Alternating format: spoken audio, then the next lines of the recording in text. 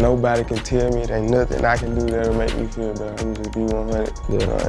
KeyGlock was shattered after Young Dolph's murder, but when Big Juke's name came up in court as the man behind it, Glock decided to take matters into his own hands. Now he's facing a massive sentence. So is this really the end of the paper? Root Prince? Because word is YoGotti might still be looking for another way to avenge his brother. Let me break it down. KeyGlock's future is looking rough, and that's putting it lightly for those who don't know this situation runs way. Deeper than RapBeef, we're talking about street ties so tangled and deadly it makes The Wire look like a Disney movie. To really get it, you've got to know the battlefield paper route empire the label Young Dolph built from the ground up, and CMG YoGotti's powerhouse have been at war for over a decade, and this wasn't just music beef. This was real street business, the kind where people were ready to slide for real for KeyGlock. This wasn't just about being signed to Dolph's label. They were family, blood cousins who grew up together, hustled together, and built an empire together. So when shooters caught Young Dolph at that cookie shop on November 17th, 2021, Glock didn't just lose a label boss, he lost his mentor, his brother, his day one. A loss like that doesn't just hurt, it changes your entire DNA. Obviously, we haven't really heard much from you since the tragic passing of Dolph. Is this the first time that you've done an interview since he passed? Yeah. I'm just wondering how you feeling, how you holding up. I mean, obviously, something that's... I'm content. But here's where things get real spicy hood legend type spicy when Justin Johnson went on trial for Young Dolph's murder in September 2024.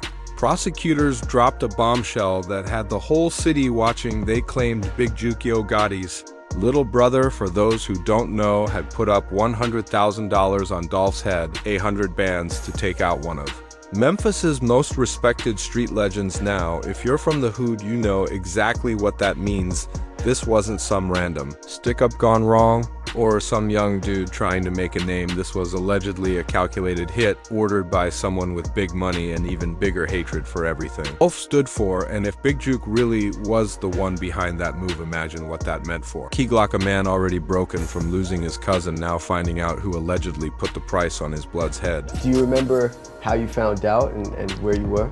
Never forget, yeah. Where were you at? I was at home. Laying down, actually. After that trial testimony dropped, the streets started buzzing heavy. Word was that Big Juke had put bounties on multiple PRE members, even a $50,000 tag on KeyGlock's head now. I can't say if that's fact or just street talk, but in this game, the rumor mill can sometimes be more accurate than CNN. KeyGlock's pain after Dolph's death was impossible to hide. He jumped on Instagram writing, "Damn bro, I'm lost. You was my left-hand man, my brother, my cousin, my mentor, and my drank partner." That wasn't some PR-crafted statement. That was raw emotion, a man's heart bleeding all over social media. But here's the thing about grief in the hood. It don't stay sad for long. Pain turns into rage, and when you got Glock's money and connections, that rage can get dangerous real fast. In Memphis, everybody was asking the same question, not if Glock was gonna get back, but when and how. The first real sign came in the music. In 2022, he dropped Already Knew, a YoGotti diss track, and let's be clear, this wasn't no playful competition. This was smoke, that disrespectful energy that made it clear the beef was personal and permanent. You know what I'm saying? Y'all be blessed for this. But man, come on, man, we from Memphis, man. All stick together, man. But the real story wasn't just in what KeyGlock was saying, it was in what he wasn't saying and who he wasn't standing next to.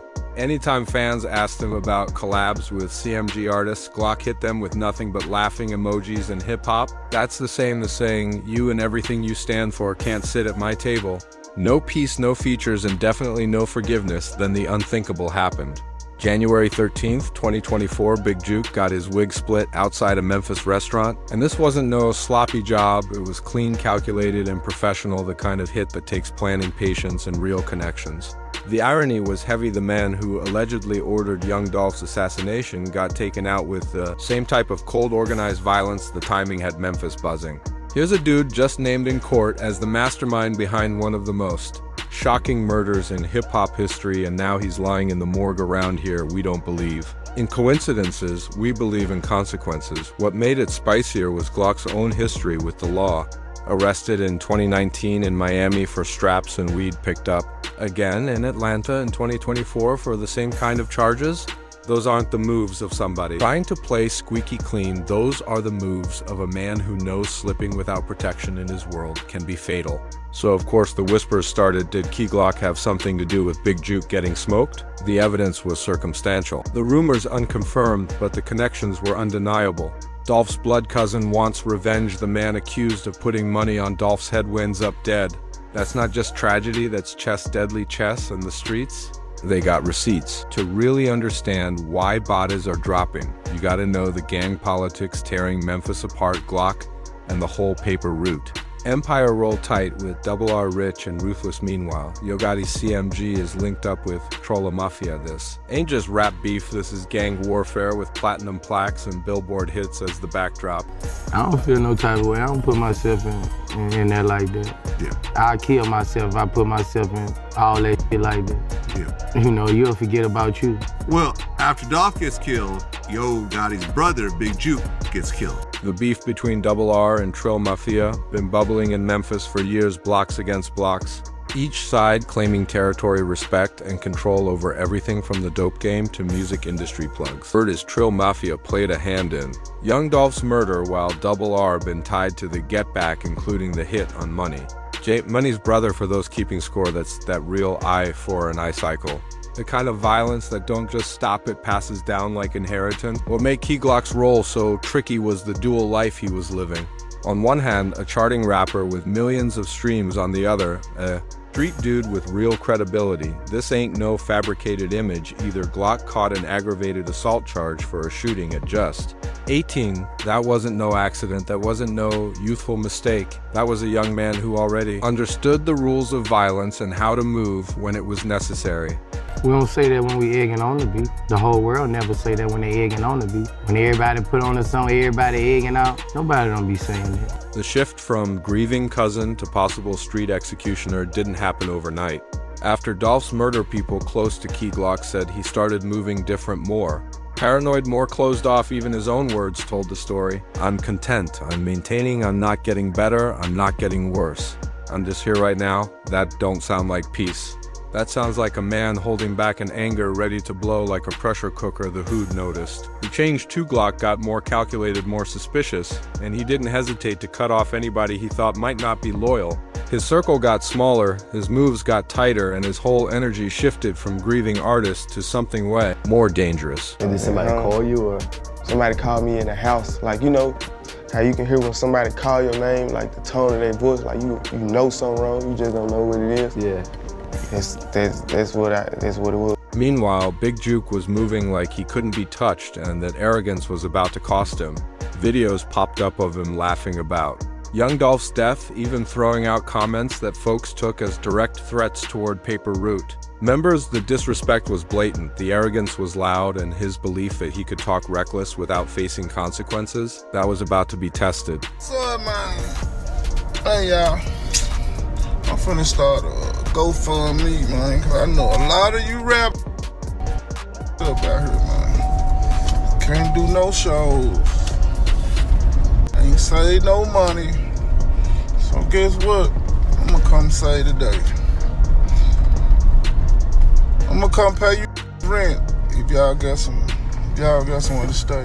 The audacity of Big Juke's behavior can't be overstated. Think about it. This is the same man who was allegedly tied to the hit on Young.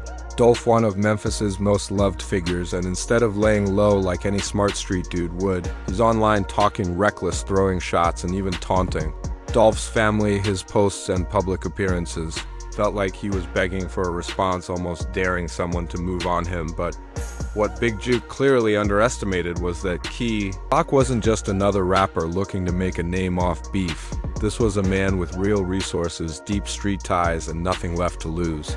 That mix of grief, rage, and power made Glock more dangerous than ever. Sources say this wasn't some sloppy spur-of-the-moment retaliation, no, the planning behind what became. Big Juke's final day looked like organized crime-level precision. Word is Glock spent months studying Juke's moves, spotting his weak points, and lining up people who shared his thirst for revenge. When the hit came, it wasn't random, it was a professional execution, a message carved in blood for anyone who thought they could touch. Paper Route family without consequences. What it looking like, man? And all it takes is one little person to go. You already got the little devil whispering. So all it takes is one step or one real dude to be like, man, what's that? Y'all ain't gonna pull up and handle y'all business? And the way they do it now, man, these look, I'm scared of them, black. And I'm from the street. The circumstantial evidence tying KeyGlock to Big Juke's murder reads like a prosecutor's dream. Glock's prior arrest proved he had access to firearms. His gang connections gave him shooters ready to move, and his constant talk about loyalty and family laid the perfect moral justification for revenge. Put all that together and you've got someone with the means, motive, and opportunity to pull off a professional hit. What really stands out is the difference in Glock's reaction. When Dolph was killed, he was openly broken, crying out in grief, but when Big Juke got smoked, Glock was calm, controlled, and cold. No posts calling for peace, no talk of justice. Just silence, the silence of someone who got exactly what they wanted. And then there's the method. Big Juke's assassination wasn't some sloppy drive-by. It was a calculated hit carried out outside a Memphis restaurant by shooters in a white Ford Explorer, executed with military precision. That level of planning, resources, and coordination goes way beyond your average street beef. This was organized crime. And in Memphis, only a handful of people got both the power and the motivation to make that happen. It's sad. It's sad. I don't honestly, I looked into it and I tried to figure out what the beef was between Dolph and Gotti, and I haven't really figured it out. The timing of Big Juke's murder might be the most damning piece of circumstantial evidence of all. It came just months after courtroom testimony named him as the alleged mastermind behind young Dolph's assassination. His death felt less like coincidence and more like the final chapter in a carefully planned revenge story. The message was clear. You can take one of ours, but street justice will always catch up when the smoke clears. The aftermath shook Memphis to its core. This wasn't just another body dropping. This was a move that threatened to ignite an all-out war between two of the city's most powerful street organizations. For law enforcement, this wasn't just a homicide to investigate. It was a killing with the potential to destabilize the entire city, and the fact that this murder remains unsolved as of July 2025 only reinforces the brutal reality of Memphis street politics. Out here, the code of silence protects the guilty berries the truth and leaves the innocent to suffer the consequences. I hate it, bro. Hate it. I ain't never seen nothing good come from it. Never. What makes KeyGlock's alleged role so compelling isn't just the stack of circumstantial evidence, it's the psychological profile of a man pushed past his breaking point. His own words in interviews after young Dolph's murder painted the picture of someone drowning in grief, struggling to find direction without his cousin, his mentor, and his blood. The shift from heartbroken family member to alleged mastermind of revenge stands as one of the most dramatic character transformations in modern hip-hop history, and the methods tied to Big Juke's assassination only add to the theory. This wasn't your typical hood retaliation. We're talking about professional hitmen, strategic surveillance, and precise execution, a level of sophistication that screams organization, not emotion. This wasn't some hot-headed kid looking for quick payback. This was the cold, calculated response of someone who understood that. In the streets, patience and planning are the ultimate weapons. We see YoGotti lost his brother. Yeah. Was at a funeral and ended up losing. His brother ended up losing his life. Savage, how do we stop that cycle? The ripple effects of this alleged revenge hit stretch way beyond just Glock and Big Juke. His murder didn't just take one man off the board, it shut down any chance of peace between the warring factions. Now the streets are stuck in an endless cycle. One body leads to another, each killing demanding payback, each act of revenge fueling the next. Memphis has turned into a battlefield where the only real currency is blood and respect. From the legal side, though, prosecutors are stuck on paper. The case against KeyGlock looks strong. He's got the motive, the means, the connections, and even the behavior that points in his direction. But without direct evidence, witnesses willing to talk, or physical proof, it's damn near impossible to lock him down in court. And that's the thing, street justice don't need due process. It don't need reasonable doubt for people who feel the system already failed them. This way of handling business becomes the only justice that makes sense. Obviously, it's not something that anybody saw coming or even should have happened in the first place, but what kind of things have you been doing to try to be better and to try to, move past? Do you have people close to you that, maybe you're trying to keep your mind occupied, or, maybe you're trying to just distract yourself? What kind of ways have you been Man, ain't nothing. Nobody can tell me it ain't nothing I can do that'll make me feel better. I'm just be 100.